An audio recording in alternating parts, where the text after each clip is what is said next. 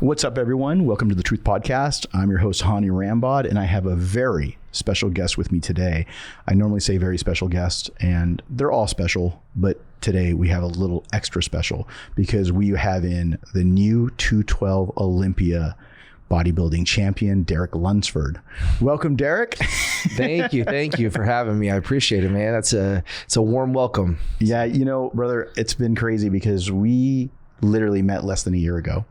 And it's been a whirlwind for both of us because I've been kind of toning down my coaching a little bit because of the fact that we've been expanding Evogen, and it's been going on for several years. Hany came on board with me 4 or 5 years ago. And then obviously I get hit up all the time, but at the same time, I try to make sure to maximize it with bringing on Evogen athletes because I've been wanting to expand the Evogen roster. And right after the Olympia last year in December, I had Moel Moussaoui.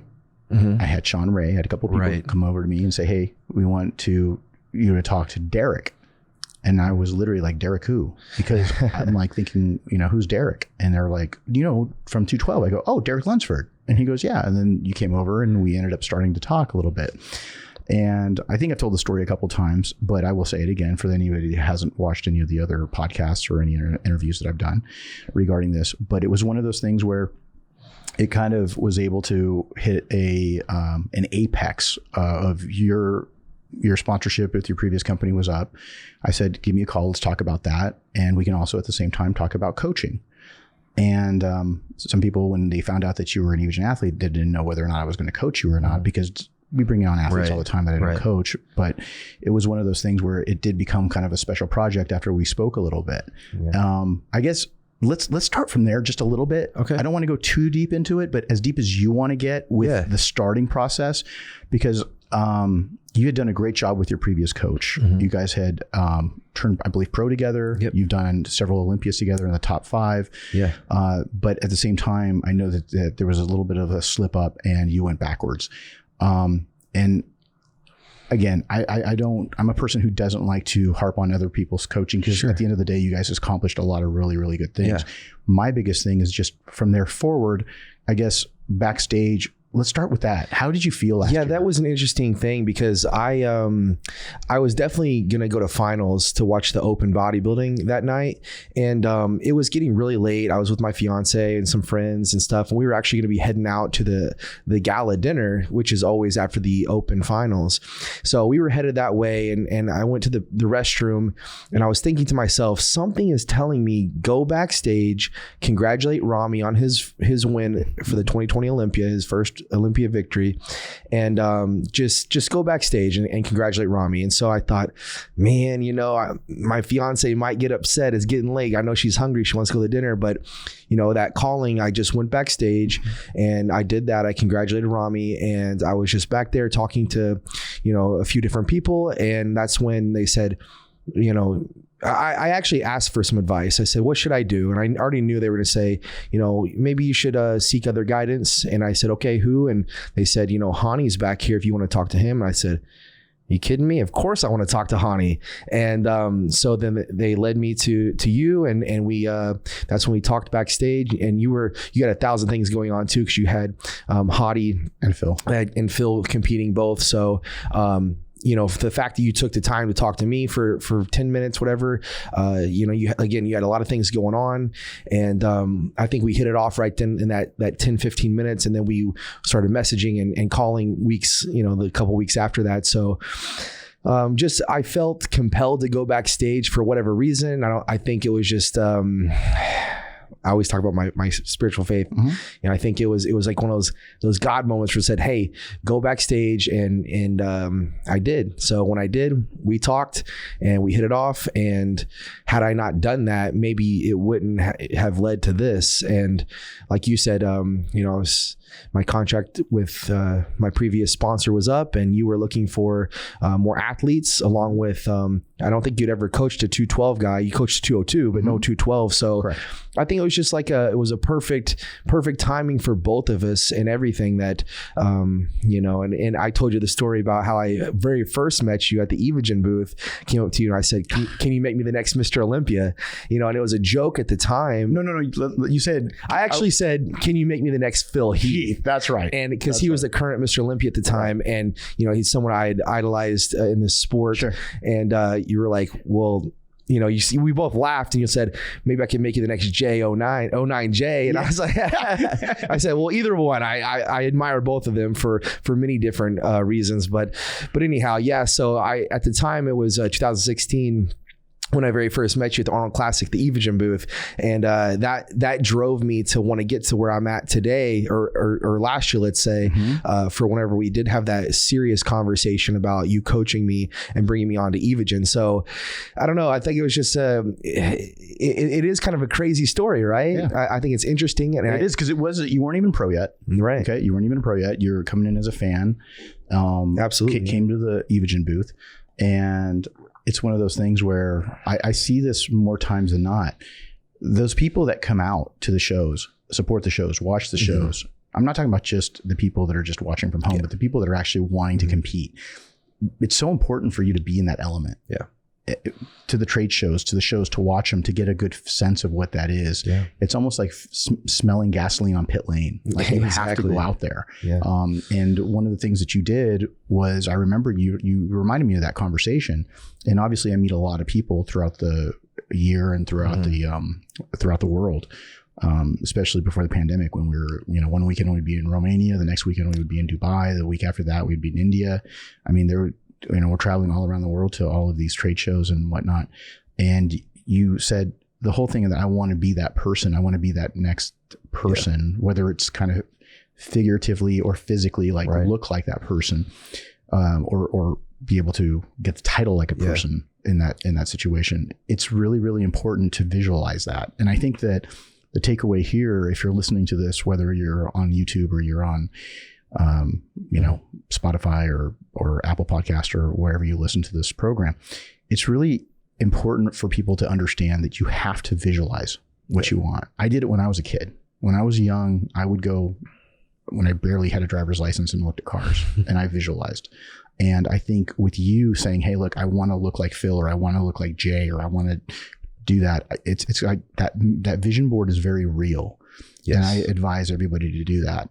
And, you know, I don't get too much into kind of like the mental preparation of what FST7 is all about.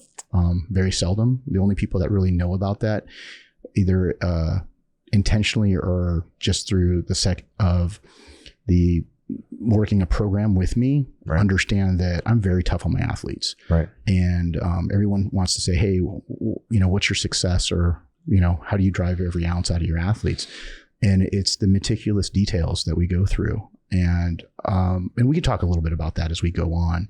But I think the biggest thing is that we were able to mesh, and I knew that you were very obsessed with winning. Yes. And or just being the best I could possibly be. And to chime off of that is that, you know, I've been getting asked over and over and over again, what's the biggest difference that Hany made with the coaching? And I said, everything. It's not just let me say this too. People ask, is it the training? Is it the nutrition? Is it like, which one is the most important? Like, which one did he change the most? I said, it's overall everything. And I said, honestly, it's not even the nutrition. It's not the training. It's a lot of it's the coaching the mind as well. So that's why I say, you know, overall becoming a better professional bodybuilder. And that doesn't just mean in the gym training. That doesn't just mean, you know, pinpointing which foods work best for my body, but that means overall becoming a better professional and having that vision once again, and that spark that like I just started bodybuilding.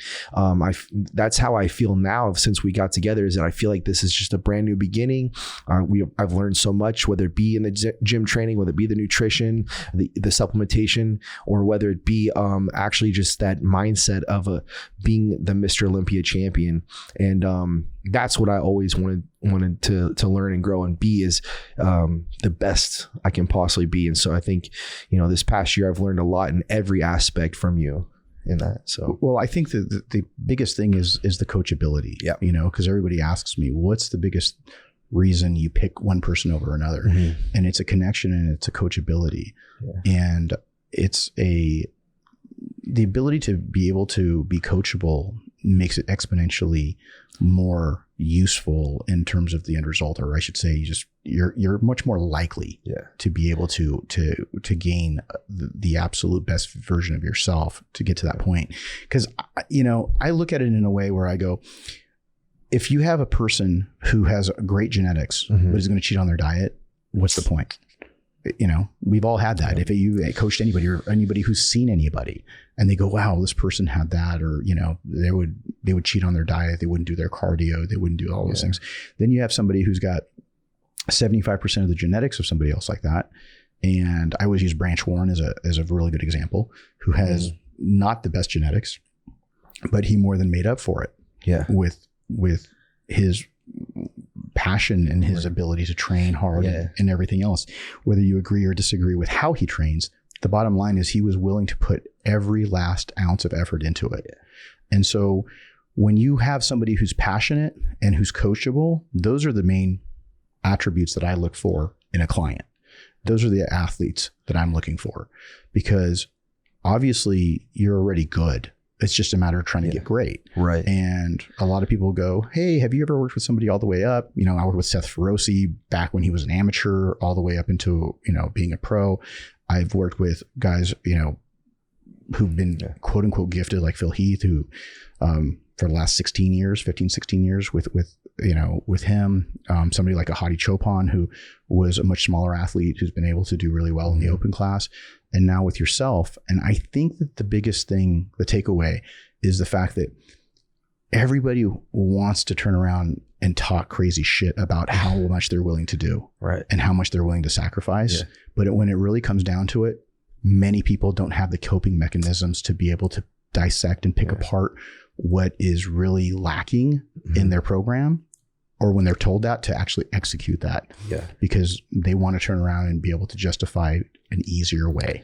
The athlete absolutely has to be eager to learn and grow and accept where they're lagging. And that doesn't just mean the lagging body parts. That means anything. Like you need to be ready and willing to do whatever it takes at any moment. Like I need to be able to, if you tell me, hey, you need to, I remember you called me one night and you said, did you pose? How was training? How was this? And then you said, what's your weight? Blah, blah, blah. This was a couple weeks out from the Olympia. And you said, oh man, hour of cardio right now. And I said, are you kidding me? Do you remember that call? You called me up and you said, all right, you better get your cardio shoes on right now. And I said, well, okay. And you said, nah, I'm just kidding you. You just played a joke on me for a minute, but you said you passed the test. And I said, well, I mean, whatever you tell me to do, man, if I need to do it right now, like I'm going to go do it right now. And I was thinking, when you said an hour of cardio, I thought, oh my God, that's the last thing I want to do at this moment. I felt like I was dying. I was ready to go to bed, man. I literally had like one eye open, and you said, get your cardio shoes on. I literally said it like this, well, okay. And I think that's the athlete. Like you need to be that type of athlete that at any moment you need to be ready and willing to do whatever it takes.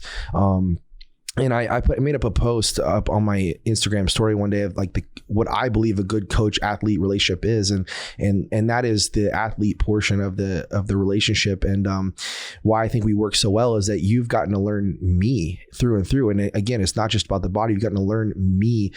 You speak to my fiance a lot actually about me, getting to know through and through who I am and how I tick. So I think that's so important, is that the coach actually needs to know when to push the athlete and when to pull them back. And you've done a very good job of you taking me to that point of you ready to just, break, and then saying, okay, let's relax just a little bit. And then you let me relax, and then all of a sudden, boom, ready to push again. So, and for me, again, that readiness and that willingness to do whatever it takes and just be eager to get better every single day. And it's been working great, man. So I think that to me is a great coach athlete relationship. Absolutely. I think that the biggest, turnaround was when I was able to really better understand kind of what your environment was, because in the past I've been working with people so long that I already have a lot of information. I really know characteristics. I know a lot about, different personality traits. And I think that when you talk about personality and coaching, it was one thing in the very beginning. For the first couple of months, it was about, let's clean up your nutrition. Right. Let me get you on an FST7 program to increase blood flow, because I wanted to work on your legs. I just did an interview with Ron Harris about it. And I quite frankly, everyone asked, well, what did you like or not like about Derek's physique? And I said, I think he's got beautiful shape, but I think his legs were lacking. And I think that he needs to be able to build more separation. And obviously peaking with condition as well. But that wasn't going to happen until the show happened. But in the very beginning, it was really kind of straightforward coaching, basic coaching 101, right. Food, training, nutrition. And nowadays people don't even like to go over that stuff. They just want to, send you like a fact or a email, I should say facts.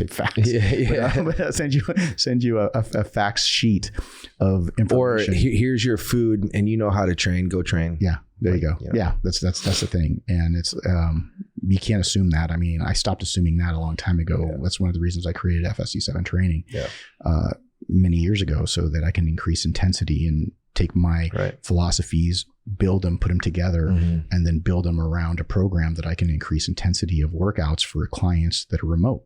Right. Because when I started realizing that I couldn't be able to rely solely on somebody being able to increase intensity on their own when they're 3 time zones away like you are, it was something that I originally had gone in and done with, the athletes back in starting in 2005, 6, 7, and so on and so forth.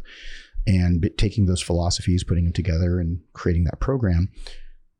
On paper, it was about being able to increase blood flow. And then with supplements, that's why I created Evogen starting in 2008, was to increase blood flow with all of the different products.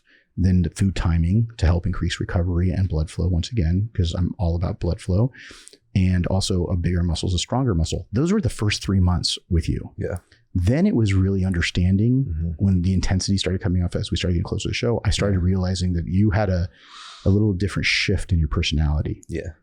And I'm going to talk a little bit about that. I started getting super serious. Like, well, go ahead. Sorry. It is. No, go ahead, man. No, I just like whenever I say, okay, time to really lock it down in my head mentally. It's like more like, okay, we got 16 weeks, we got 12 weeks, we got 8 weeks. As we started getting closer to the show or midway through the prep, I would just get more and more in my head because I was, I wanted to be great. I want to be the best I could be. So I was getting overly serious and stressing over things that maybe didn't matter. And I think that was one big component of why we had so much success this year, is that you were able to say, hey man, like let's reel it back in. You don't need to stress this much. Like basically you should just know you're working hard and you're sticking to the plan. You're doing everything that you need to do. You're just overthinking things. And so that's kind of what I was. Can we use the word anxious? Yeah, for sure. Okay. Yeah. Because this is where I'm going to go off on a little bit of a down that rabbit hole of anxiety. Sure. And I'm seeing it more and more. Yeah. And I think obviously with COVID and everything else, I think it creates even more anxiety in our culture and in the atmosphere. But I think all in all, one thing that I've realized is this new generation of bodybuilders, there's much more, just in generation, people in general, there's just more anxiety out there. And I attribute that to social media. I really feel that social media creates anxiety disorders. Yeah. And I think that what we really need to do as a culture is really back that off, because in the past, before Phil, there was really no social media. There was like the boards, there was Get Big, there was some things that you had to worry about, someone talking shit about you on one of the message boards, And then now with social media, everything is under a microscope, for better or worse. And I think that a lot of people make a really good living from social media, but a lot of it is smoke and mirrors. Number one, it's what people want you to see. And that's why everybody's going after the situation where they're trying to chase this paranoid perfection. Yeah. And I call this paranoid perfection a good and a bad thing. When you try to go after it in the bodybuilding terms, the way that I used to, as when I started coaching and even when I was competing as a natural bodybuilder, and we try to be able to, every morsel of rice was counted, every gram of carb, every gram of fat, every gram of protein, and you're chasing that.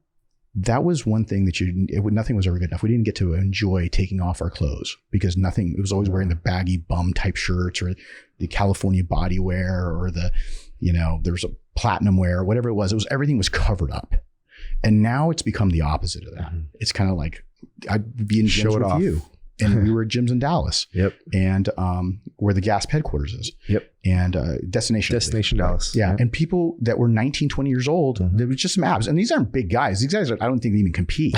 They're just like social media guys. And they're taking off their clothes. Yeah. And so with that mentality, I think it's created a lot of angst and a lot of anxiety because it's like, hey, how many likes are you getting? How many views are you getting? Am I posting the right stuff? It's like you always have to be on point. Yes. Like online, you always have to be showing that you're in shape and things like that. And for me, what I saw was, coming up in bodybuilding, I idolized some of these athletes who are Olympia champions, whether it be the Jay Cutlers, the Phil Heaths, the Flex Lewises, or whoever.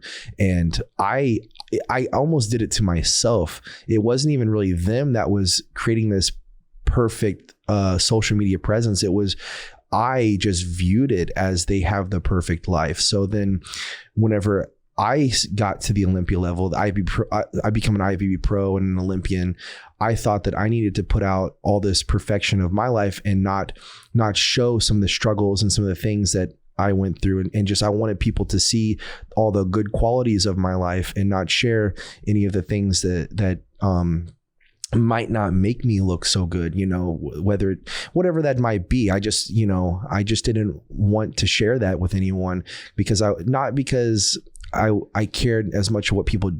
Maybe I did care about people judging me, and maybe I thought I didn't at the time. But I wanted to. I thought I needed to be what they were. Does that make sense? Yes. Like I wanted to. You wanted to show that you, it was almost this perfect life. I idolized them, so I wanted people to, see me in the same light. Does that make sense? Yeah. I thought I needed to be perfect if I was going to be that Mr. Olympia, right. And at the end of the day, we're all humans, man, and nobody's perfect. Absolutely. I mean, back when Jay got a divorce from Carrie, right. Okay. I mean, they're still great friends and all this, but you didn't see it highlighted, right? Like you did with Phil with his divorce, right? You didn't see that because that's the pre-social media Mr. Olympia. And then during the social media, Mr. Olympia. So then you become villainized or you become this or that or all these things happen. Again, and I'm talking from personal experience because I knew what was going on behind the scenes for both of those situations. Sure. Because I was there for both. I was coaching both of them at the time. And what really happens is that people have this artificial sense of what reality is. Yeah. And now it's one of those things where I feel that when we started going into that, I started seeing a lot of that with you. And I was saying, okay, look, you're going down that rabbit hole and you need to try to, I come from, again, the exact opposite. I came from the Dorian Yates generation of we didn't show anything until the day of the show. I didn't even like Phil's pictures to be broadcasted beforehand because of umpteen reasons. And I'll maybe get into those at some point when I have a Phil Heath on the podcast, because there's a lot of different stipulations of what is an accurate portrayal of a physique, just like there is as a person. Right. And I feel that one of the biggest things that you grew, did your legs grow? Did you get better conditioning? I think this is the best you've looked. Again, I think myself and the judges all feel that way. Yeah. And hence, you have a nice piece of hardware next to you. Right. You got the gold first place medal as well as the trophy next to you. But the biggest takeaway is the fact that you were able to grow off the stage and understand what were the things that were holding you back, both emotionally and physically. Yeah. And I don't think you've really gotten much into that in detail. No, I've been kind of vague about it, right? But I guess we're here today. Well, I mean, it's called the Truth Podcast for a reason, and I'm trying to be a little bit more truthful in regards to going deeper into the truth, because it's not that the podcast isn't truthful. It's just that I like to make sure that people have some kind of takeaway, whether it's informational for training or whether it's information about prep or supplements or something that there's at least one takeaway from every one of these episodes. Yeah. But I think it's really important right now because you just won this show almost exactly a week ago. Yeah. Right. And you were able to do that, not because of what you just did physically, but your biggest thing was you were able to change and be able to put in certain coping mechanisms. And I kind of want to start off with just being able to, if you feel comfortable with it, is talk a little bit about the fact that there was one day about 3-4 months out where you called me and you said, I don't feel well. Yeah. And we said, okay, what's going on? And you're like, yeah, I checked my VO2 and my VO2 was like 89 or 90. Yeah. It was really low. Yeah. So, yeah. And for those that you don't know, it was O2. It was an oximeter. O2. Yes, O2. So if I say VO2, it's O2. His O2 levels. It was low 90s. Yeah, it was low 90s. And when you get 90 or below that, they end up hospitalizing you. So you're hypoxic. And I felt absolutely horrible. Yeah. I really felt terrible. Right.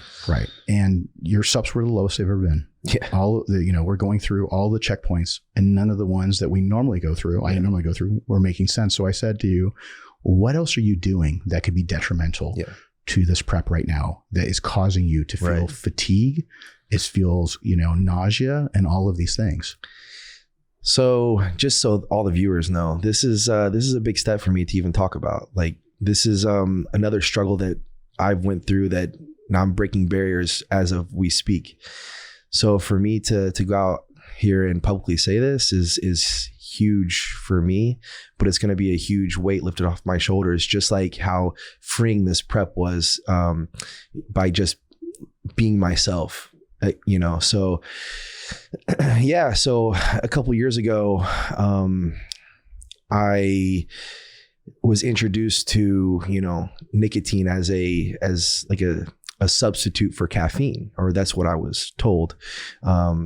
And this was not by my previous coach. This is just other people in the gym who I was listening to. And so I thought to myself, my father, he and my mother and people in my family smoked, and I'm not going to go down that road. I don't want it to be inhaling and smoking anything like that. So what is an alternative to that? So the gum, I thought the nicotine gum, which is usually what people come off of cigarettes and things like that will do. So I dabbled in using nicotine gum as like a substitute for caffeine. So I wasn't stimming up too much in the gym, because I noticed the more caffeine that I would be using, it wasn't helping. So nicotine gum was the next alternative. And at the time I was like, okay, I think this might be helping. And then one thing led to another over the last couple of years to where I started vaping, and that vape, again, I thought was helping, but over time it just became a crutch, and I was using it more and more and more. And in my head, as my justification, it was as like a pre-workout, as like something that was going to help me with my bodybuilding. So I said, okay, let me use this as, and maybe to some people out there, they're going, what an idiot. Like, that's how ignorant can this guy be? But at the time, I'm trying to be the best I can be. And I thought this would help. And at the time, for some reason, I thought it did help. Well, a lot of people in the gym do that, right? Yeah. They see somebody doing a particular exercise, or they're saying, hey, what did you do? You didn't wait for that show. And somebody throws them a curveball and says something that's probably not the healthiest thing. Exactly. And you see somebody doing it and you're taking that information. Oh, man. So anyway, so over the last couple of years, I started like vaping, and it became more and more and more, to the point where, like I said, it became a crutch, and it was something that I hated about myself, and I would hide it as much as I possibly could. I never would ever show it. And, I was literally sneaking it around in the gym and things like that. How many times a day were you vaping? I couldn't tell you. I don't know. I guess it was all throughout the day. It was all throughout the day, because, right. So, and of course, like the later the prep went, the more I was using it, because it was getting harder. And again, it was But you were going back and forth between two types of vapes. Yeah. So when you were getting anxiety from the nicotine, yes, you were using a different one. Yes. So another thing that's very common in bodybuilding that I've noticed is like THC. Mm-hmm. So I would be vaping that along with the nicotine, and again, going back and forth, using it at different times. There's different types of THC. You can use like the sativas, the hybrids, the indicas, and then I would use them throughout the day as, one as maybe a pre-workout or after the gym or maybe before bed. So I would use them at different times for different reasons. And again, I thought that was helping me, and it made you physically sick. It was terrible. I will never go back to that again. Seriously. It made me feel completely toxic, man. And I, at first, like I said, I thought it was helping. And then over time, I guess just the more I was using it, it would just compound on itself. And it really took away from not just my bodybuilding, but me. Like, I even talked to my mother about it. She was like, Derek, you just didn't seem like yourself for a couple of years. And I wasn't. Like, I really was not myself, and I hated it. And again, for the viewers out there, this is not easy for me to talk about, like, because this is taking away from that it is. observation. It's breaking barriers, man. And the thing is why I'm saying this right now. We had to talk about this yesterday. Mm-hmm. When we went to dinner, and my fiance was chiming in, and she was giving her perspective. But my hold on, give me a second. Sorry, I'm getting a little emotional here, man. It's okay. Take your time. My younger brother called me this morning, or I called him this morning. And I didn't realize he'd been going through some of the things I've been going through, you know, with anxiety and things like that. And after I got off the phone with him and talking with him, which the conversation wasn't even supposed to go down the road of this kind of stuff, anxiety and whatnot, but he's been dealing with some of the same issues. Got off the phone, and it was kind of an emotional talk that, you know, my fiance came in and she said, you know, it's just kind of crazy that, you know, you're about to go on this podcast today and you just had this talk with your younger brother about this. Like, maybe this is a sign that you should be helping more people out there. So, like, that's why it gets emotional to me, is that, like, not only am I thinking about my brother right now, but I'm thinking about how many people that I can possibly be helping. And I get emotional because I'm using this platform to the best of my ability to do just that. Is I want to help people. Of course, I talk about my faith in Christ, and I want to bring people closer to Christ, but also I want to just help people. And I think that if I can show maybe the not so good side of me the past couple of years, maybe that can help one or two people, or hopefully hundreds or thousands of people out there, especially the younger guys coming up in the sport. So I'm willing to be vulnerable, whether it be with my emotions or some of the things that I went through, just to help others. So, and I think that's really important, man. I mean, when we talked a little bit after we trained yesterday and we did a video shoot, and I was really, really hoping that you would open up about it, because it's hard, man. I'm telling you right now, like, this is one of the hardest things I've had to do. But you know what? Kudos to you for doing it, brother, because what's going to happen is these people that think that they're watching these other, whether they're pros or people in the gym, and they're sitting there sucking down vape pens. They're doing... Don't do it. Don't do it. 100% don't do it. I mean, you literally almost got hospitalized. Yeah, and you kept saying, I'm toxic. I feel toxic. And I hated it about myself. Like I said, I hid it from people. You didn't tell me. Until halfway through the prep. And I was just like, I kept being told, I kept having this thought. I was just like, you're going to have to tell him at some point. And not only that, but for the last couple of years, every time I would do it, I would have this voice in my head saying, you're never going to win the Olympia. You're never going to be who you could be if you keep doing this. You need to stop. And to be honest with you, I had no intentions of stopping ever. And but yet I hated it about myself. I thought, I need this. There's no way I can do this without it. Right. Well, clearly I can. I just did. You did. And I feel way better. Oh my God, I feel so much better. Well, let's talk a little bit about the process. So, I mean, for everyone listening out there, whether you're sucking on THC pens or you're doing nicotine pens, these are horrible for you, right? This is one of the reasons why his oxygen levels had dropped so low. It's because he was using it for energy purposes, and whether it was, like you said, pre-workout, pre-cardio. From the minute you'd get up, you'd hit the nicotine pen, and then to come down, you're using THC, and then you'd feel down, and then you get nauseous. Back and forth. And there's times where you're hitting me up and you say, I'm nauseous, I'm this and that. I'm like, you're on 30 minutes of cardio. You're, drinking 3 gallons plus of water a day, whatever, should be healthy. Should be healthy. You're doing, minimal everything. Yeah.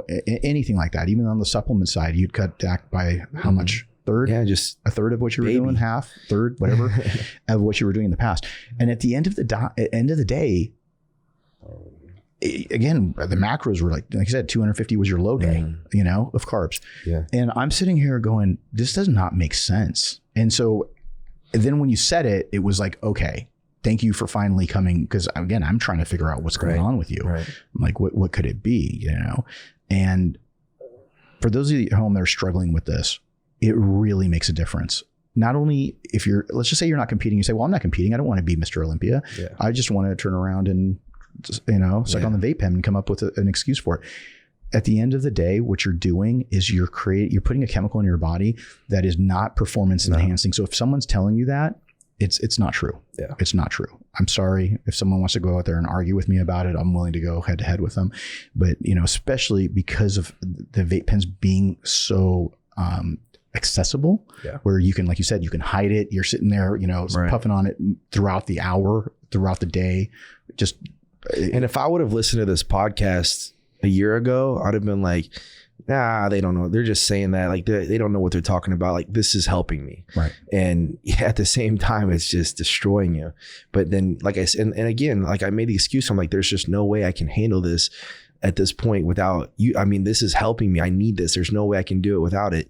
And it literally got to that point. And then when I stopped, and it took me a week or two to realize like, oh no, this is better. And then, well, because let's talk about that. Yeah. Because now that you've kind of opened up the Pandora's box, we got to talk about when we went through that. Yeah. Because at first you were very hesitant about stopping. Yeah. And then when you realized, look, I'm trying to. It's like somebody having a cup of coffee every day in the morning or 2 or 3 and saying, no more coffee. Right. How can you function without coffee? You know what I mean? Right. So it's the same kind of concept for me. It's like, I can't lose this. This is like, there's no way I can. Well, you went through some difficult decision making at that point. Cause I told you, you're never going to, if you're this far out and you're having these problems, you're never going to be able to make it. Yeah. You know, and all the misery that you were creating. But yeah. And then like when I did stop, like we talked about, you know, I was hesitant. I was nervous. It was more mental than anything. Mm-hmm. But then the first couple of days, I noticed myself physically feeling whacked out. Oh, you had you had withdrawals. Yeah. Yeah. You had withdrawals. You were shaking. You were going through like, you know, I think you were going through some convulsions. I don't know, man. It was terrible. I remember you were like, I'm shaking. I'm this, I'm that.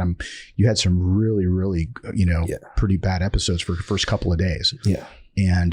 And again, I don't recommend anybody cutting cold turkey, but that's you. You didn't want to go. Well, you said like phases. You and my fiance both said like it's not a good idea to go cold turkey, and I'm like, okay, let me just try to do this, just completely quit because like you're an extreme person, brother. You are. This is the part of I'm you. I'm all or nothing, 100%. Like I can, like, which is good and bad because this is where those things where I would have rather you kind of gradually. Well, I did. I think I thought you knew that. Well, I know you did know that. I did gradually over a couple days. But essentially, like I cut it cold, like way faster than most people would do it. Right. And the thing is like, I should have already known that about myself and not been so worrisome and had that anxiety of, oh, should I quit? Can I handle it without, you know, can I do this without this? No, I should just have known that like when I put my mind to something, I have always been the type, when I put my mind to something, I'm going to follow through. I'm going to accomplish it. You know, I'm not going to quit until I do that. So I again, that's why this prep was so important, to just understand myself that if I commit to something, I commit to something, you know? And so anyway, sorry. It's okay. It's okay, man. I mean, the whole thing is about you being open about it. I mean, my biggest thing is that if anybody tries this at home, try to do it gradually. Yeah. After a couple of days, cut it in half and then cut it again in half and then, you know, go through. And I know you did cut it back, but again, you wanted to kind of like, I want to hurry up and try to get this out of my system. Yeah. And again, this isn't just getting rid of nicotine addiction. This is also THC as well. Yeah. These are two things that are really, really wrapped around your DNA that you were able to pull back apart, and you started feeling better after about a week. But it took you about a week. I would say a week to 2 weeks. Yeah. Well, I would say probably a week, but after 2 weeks, I knew for sure, okay, now I'm good. Like I'm good to go. Yeah. How you feel now? I feel awesome, man. No, for real. Like, I know we just came off the Olympia and I've had some more food, but before that, like, what was crazy is like 4 weeks out, 2 weeks out, I was like, man, like, this is the healthiest I felt ever in a prep, like for real. And I couldn't believe it. Like I said, like I always thought I needed those things to help me through it all. To cope. Yeah. For whether it be physically or mentally cope. Right. Like, and I don't know, man, it was very freeing to know that, like, wow, like, this is gone from my life. And that's why, like, I was being so vague through my prep. I was being so vague at the Olympia, saying I rid some things out of my life that wasn't, serving me well. And that was the physical things that I was doing, or like the things that was physically holding me back, were those things, was the vapes. And that was just one part of this prep that definitely was a huge difference for sure. Well, what else comes to mind? Because I mean, that's a big thing. So obviously, I've dealt with guys who like to smoke weed. Yeah. Right. And I've always tell them, look, if you're going to smoke weed, depending on how much you're doing, could be a detriment to your prep. Right. I'd rather you not, because it's just one more factor that I don't like to deal with. But if you have to, if you're smoking X, I'd rather you go by divide that in half, or divide that in half and then divide it in half again, and try to minimize the likelihood of use. Again, the vape pen I've never had to deal with. It was just like, hey man, I like to smoke, or I like to do this once, or to calm down at night or whatever. And it also creates hunger. It also gives you bad choices. That's why you get the munchies, right? So it's not just the biochemical reactions that go on in your body, and everybody reacts slightly differently to different chemicals and different substances, but it's also making you feel when you're high, you want to eat, right? And it's one of those things where those people that are using that as a crutch are more likely to cheat on their diets or overeat, even if it's their clean food. Right. So when you have all of those issues that I've dealt with in the past, those were minor compared to what you had to go through, because you know how hard it is for somebody who smoked for 30 years or somebody 20 years. So you're dealing with nicotine addiction.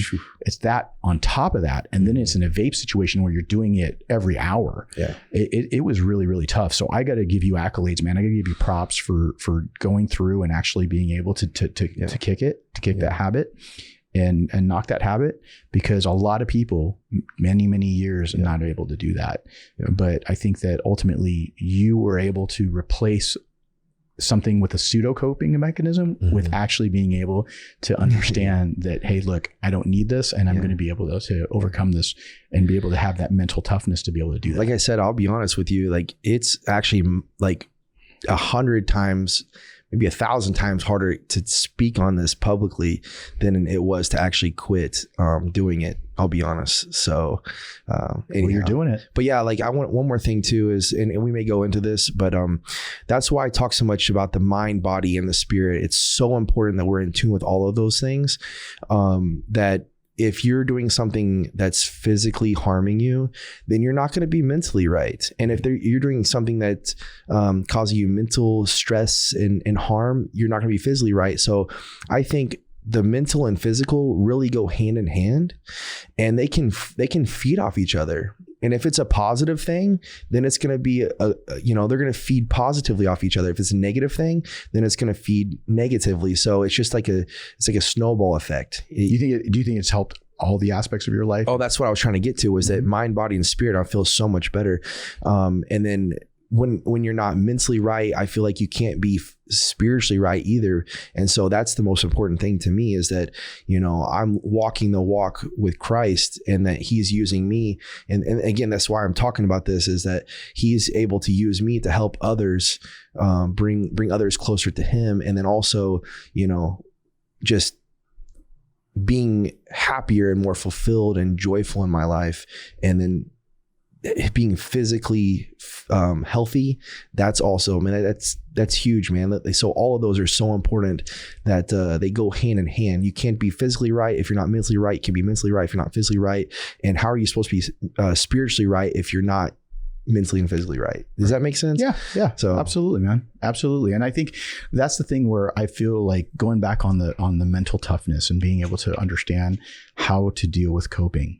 how to get those coping mechanisms, because everybody calls the new generation like the snowflake generation or this generation. I don't feel like it's really the snowflake generation, because it's just happens to be just called that. It's just that it's different because I believe that the underlying root cause of this is social media. Yeah. I think social media has caused there to be issues. And I believe that parents probably have also just kind of wanted them, kids to come up a little bit easier. Mm-hmm. So they've kind of lessened their burden by being able to kind of create buffers for them. Yeah. And that also doesn't allow them to fully develop the coping mechanisms as well. So therefore there's more anxiety because of that too, because you have to deal with it. And I felt like you've really taken a lot of different aspects of all of this during the whole prep and been able to really strengthen your mind and your body. Absolutely. And going back to the conversation I had with my younger brother this morning, I was like telling him that, there needs to be a certain level of awareness of anxiety that's maybe partially genetic and partially whatever, like depression, anxiety. There needs to be an awareness that it does exist, and it can be physical too, right? But also at the same time, you can't always make that an excuse for everything too. So for me, growing up, I always said like, having anxiety or being depressed and things like that, that's just an excuse, or like that doesn't exist. People just aren't mentally tough enough to handle that. Even though I was going through things my entire life, where I would be depressed at times or have really bad anxiety and things like that. But I told him this morning, I said, there needs to be a healthy balance of, this is real. Like depression and anxiety is real. And at the same time as I'm not going to let this overtake me. This is not, going to be an excuse for me my entire life. So it's something that he and I have always dealt with as well. And it runs kind of in the family as well. So like, I want people to know that, yes, it is factual that there is anxiety and depression that is genetic or, is there, but then also at the same time is, what are you going to do about it?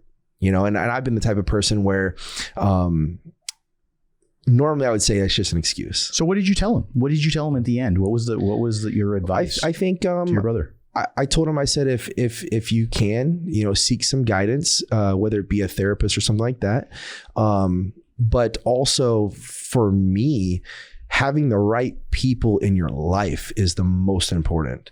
I have an incredible group of friends back at home who we are all, spiritually connected. We all are, walking that walk with Christ. We all are Christian people, and we fellowship constantly. I wouldn't say I told him, like, you don't have to go to church every Sunday. That doesn't make you a Christian. You don't have to, necessarily get together at a specific time once a week. But when you're together, make sure you're making a point to get together with these people that are in your life. Like, don't go too long without spending some time with them. Give them a phone call or whatever. But are you talking about like being able to basically use them as sounding boards? Yes, you need good people in your life that's going to, like, I don't want to say check you, but like, or I don't even want to say hold you accountable. It's more or less just guide you through life. Like when you're going through a struggle, they're able to give you true, honest perspective that's going to help you.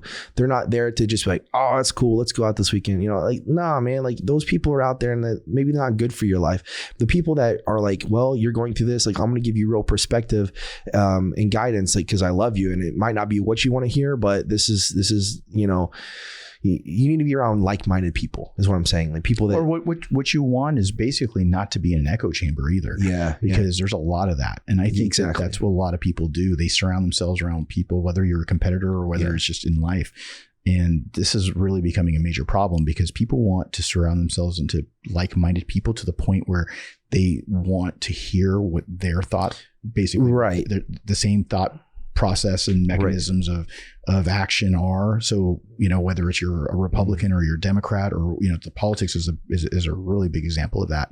But when you turn around and you have those people that are telling you how great you are all the time, right, and they're not doing that. And that's why you and I, at sometimes we would have these conflicts, because I was like, okay, look, man, I'm here to tell you what you need to hear, not what you want to hear. Exactly. And that's the hard thing, because it also was, I think you never really had that before. Right.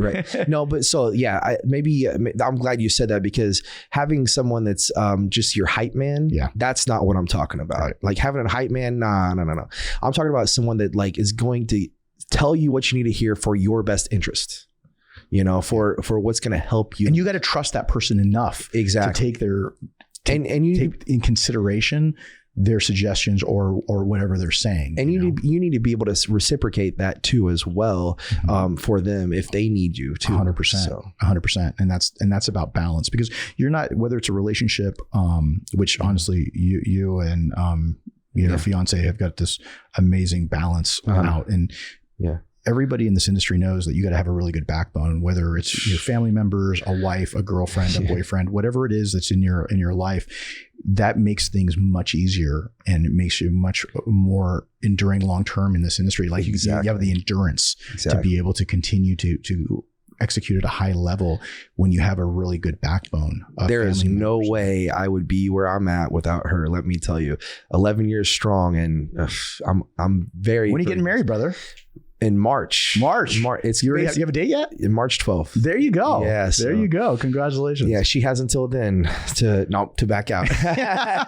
Just kidding. Just kidding. No, she's amazing. Let me tell you, I could go on and on about her, but she has, first of all, she has spent the past 3 years getting her doctorate degree in physical therapy. So not only is she been there for me in everything I've been doing, but she's been getting her doctorate degree. She's been staying up on her, fitness and stuff. So she's wanting to do a show as well. She does bikini. She thought about maybe doing wellness, but this girl, she runs circles around me, dude. She's really good. I've seen a lot of preps and a lot of wives and girlfriends there. Yeah. And she has been really on point. Even Hany yesterday, she was like, he goes, you better get on that, pal. And I said, don't worry, March 12th. Yep. He kept saying, you better hurry up. And, she's amazing, man. And marry her up. Yeah. It was funny because he did say that a couple times. He was like, he's a very lucky guy. She's very, very nice. She goes out of her way. She's very considerate. Oh, absolutely. She's very considerate. That's what I love about her, is that she always puts other people first. So she definitely puts other people first before herself, and especially in an industry like what we have. Oh my gosh, yeah, it's really hard to have two people at that same kind of like in the spotlight level, and it's one of those things where you got to balance. One's got to give and one's got to take, and then you got to flip the script, and you got to be able to balance it back out. And that makes a huge difference. So when you're out there trying to pick out partners, guys, we'll get into the next episode of the dating life. Oh boy, we should have her on here sometime. Yeah, my wife is the same way. She's one of those people who I've been, come on, babe, we need to go get you on there. We need to get because we need to talk a little bit about it, because she's been in so many Olympias. She was at the room with Cameron this year. He got to see a little bit of what Daddy does. That's right. At 8 years old, he's talking about how certain people look flat on stage. I know. We went to dinner last night. He's like, I don't know if I should have this because it might hurt my digestion. I said, I know who your dad is. 8 years old. That's Cameron. Oh man, he was telling Habib that his calves were small. We're at Persian food last night, and it was Hany and Habib, who's a good friend and who's been there during Hany's whole prep.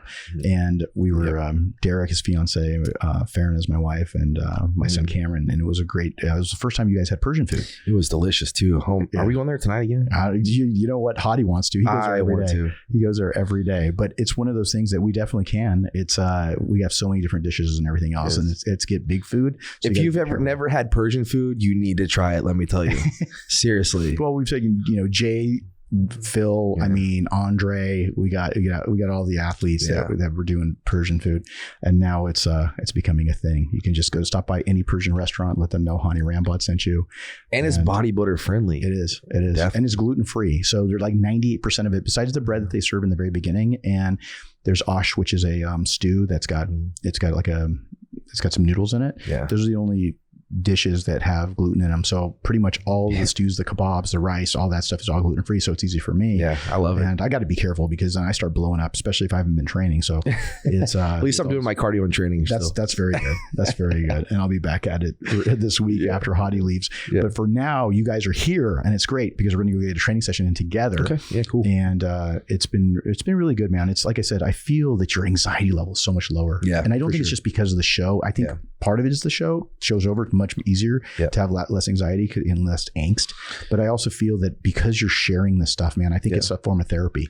Yeah, for sure. And you know, like that's people ask me like, how's it feel? Like, is it set in yet? You know, Mr. 212, Mr. Olympia, and said, you know, it's definitely setting in for sure. But what I was trying to say was, I definitely appreciate everything, all the hype and excitement, but I'm not trying to ride too much of a high with it because I know how much, you know, these successes can change a person. Mm-hmm. So this year it was so freeing because I just finally said, you know what, I'm just going to be Derek from Indiana and I'm going to do this because I love it. I have an opportunity to work with the best coach in the industry, with best supplements in the industry. I get to do what I love to do every day. I'm flipping competing at the Olympia. That's a dream for anyone. So, you know, I have a great chance of coming away with that title. But at the end of the day, whether I earn that title or I don't get it, either way, I'm Derek Lunsford from Indiana. And I am appreciative and grateful beyond belief that I get to do this. And so I'm going to be a gracious winner or gracious, you know, loser. It doesn't matter. So it was so freeing just to know that I could just finally just be me. And this was kind of the last step in putting it out there that just, here I am, guys. This is Derek Lunsford. And I think that's the best thing that has come from this whole experience this past year for sure. And the entire prep. Don't get me wrong. I cherish the 212 title and I'm coming back to defend it. And I'm so thankful to have it.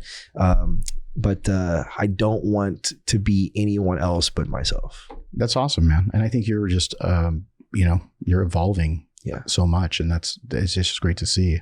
It's like, I'm very proud papa moment for me. Yeah. Because obviously winning Olympia titles is the most coveted thing as a coach, but being able to see somebody grow in terms of what you're going through. I mean, God, what are you now? 28?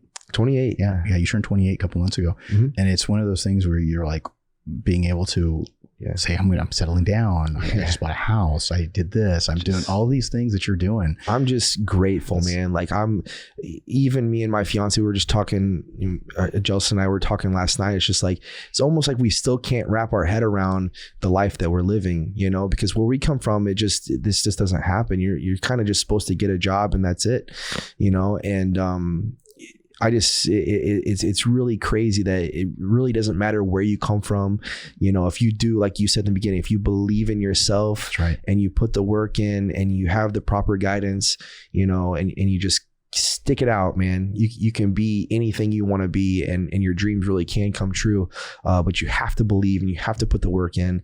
And, I just hope that can, just me as an example, can inspire someone out there from some small town, whether it's from Indiana like myself or wherever around the world. Just if you believe in yourself and you work hard at it, you could be anything you want to be. Maybe Mr. Olympia. Exactly. Perfect example of that.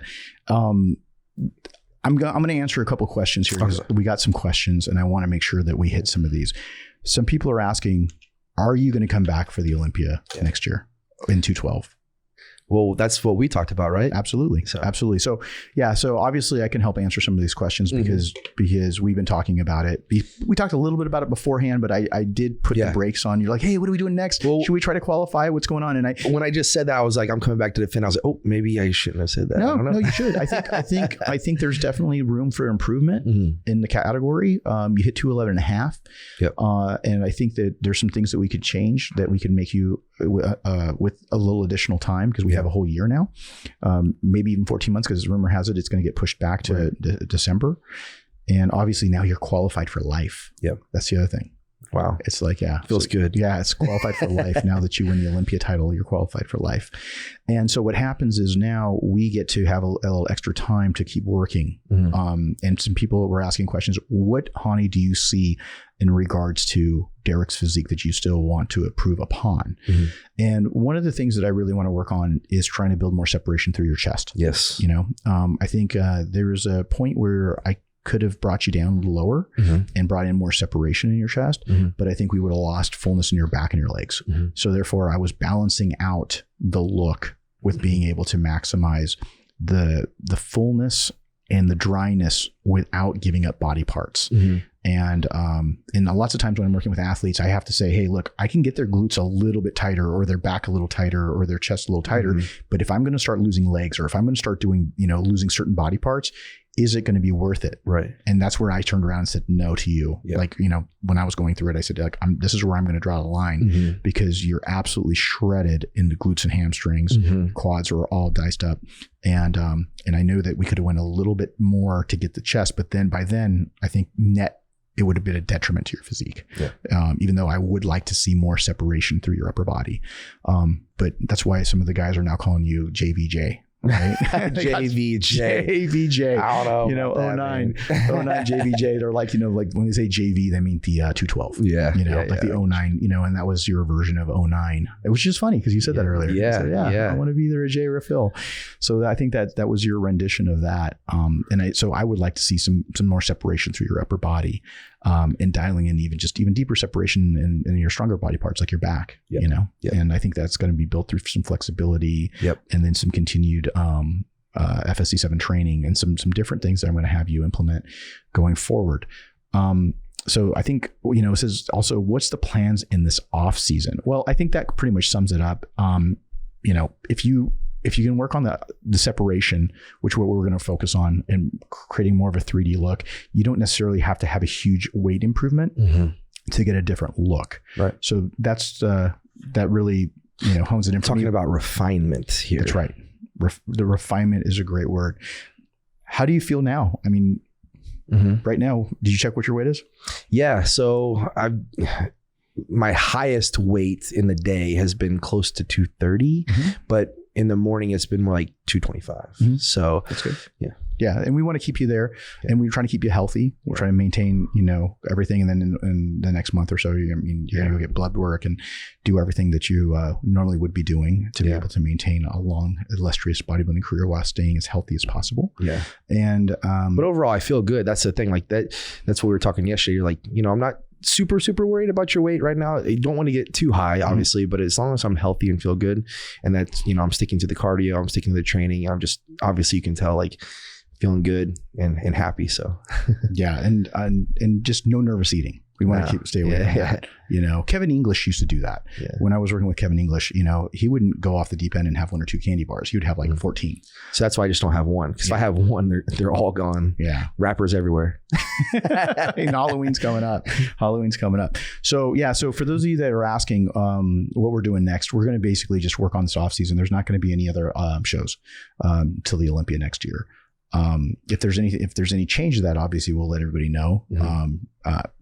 Obviously you can follow Derek on his social media, as well as you got a really good YouTube channel now starting to blow up. Yeah. The YouTube's been blowing up this past couple months. So if you guys could give me follow, we'll put the links, subscribe. We'll put all the links in there. And then so that way you can make sure. The biggest thing I've noticed is that when people share the videos, like share this video, for example, or any of my YouTube videos, that's been getting the most hits. And the thing is it's not just for me, guys. I want to make that known is that I actually started bodybuilding and found out what bodybuilding was through YouTube, through these videos, some motivational videos and stuff like that. So if I can help inspire and motivate more people to bodybuild out there, younger guys, maybe college, high school level, like that's when I first started, getting into bodybuilding. It was just because of these YouTube videos. So there's tons of other great, bodybuilders out there. Andre has a phenomenal YouTube channel as well. Yeah, he's getting crazy. Yeah, it's insane. But we're trying to ramp mine up as well. And my guy Trevor out there, he does a great job at putting those videos. So I want to give him a big shout out too as well. So Okay. Yeah. And obviously we're going to, like I said, we're going to put all the links in. Yeah. And then one last thing too, is everybody who's been asking me this week about the FST7 app launch, that will be coming up. The new FST7 app is available for pre-download. You can do for pre-purchase. You can go over to hanyrambod.com, check that out, because a lot of people were asking me about it, because we did put out the teaser the week of the Olympia, and should be coming out here in the next week. So make sure you go check that out. I know a lot of people are asking me, hey, are we going to bring on some more athletes? If you're interested in becoming an Evogen athlete, you can go to evogennutrition.com. You can sign up for becoming an ambassador or possibly an athlete, depending on what your skill set is. If you're a competitive athlete and you feel like you want to be a part of our team, then again, it's not for everybody. But if you feel like you're really want that sense of community and feeling like you want to give back, that's mostly what we're looking for. It's not a matter of just about how big your following is. It's a matter of how you basically give back to the fitness community. So I just want to say thank you for coming out. No, thank you, man. With me and being able to do this podcast, because you're going to be off to Dallas here. In a couple days. Yeah, in a couple days, and got to hang out with your fiance. We're going to go train with Hany right now. Yeah, it's going to be awesome. And go mess with him a little bit. I said, big back day. Yeah, that's right. He said, I'm powerful. I said, let's go. Okay. Again, thank you to our guest, 212 Mr. Olympia, Derek Lunsford, and that's the truth.